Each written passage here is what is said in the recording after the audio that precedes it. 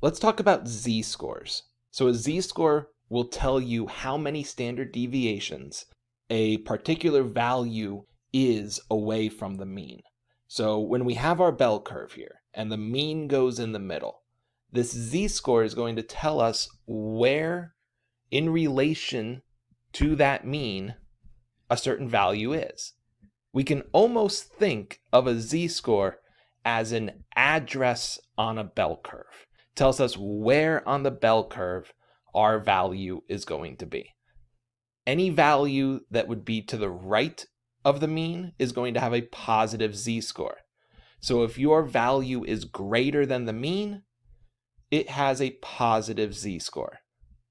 On the other hand, if your value is to the left of the mean on the bell curve, meaning if your value is less than your mean, you're going to end up with a negative z-score.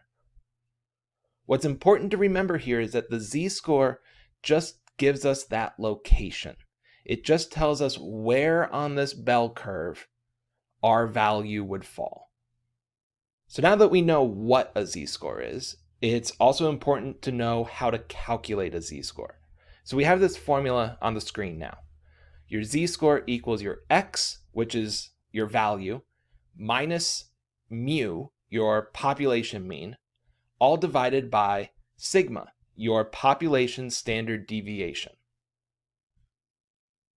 So if we just plug some numbers in there, say that our population mean is 220, our standard deviation is 25, and our x value is 250, that would end up giving us a z-score of positive 1.20.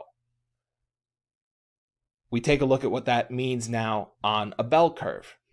Our x value of 250 is 1.2 standard deviations to the right of our mean.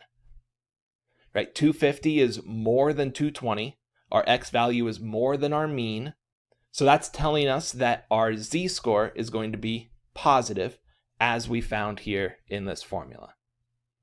If we switch around that x value, making it 175 now, you'll see that we get a negative z-score, which makes sense because 175 is now less than our population mean. So we show that on this bell curve. What this z-score is telling us here is that our x value of 175 is 1.8 standard deviations to the left of our mean, or our x value is 1.8 standard deviations less than our mean of 220.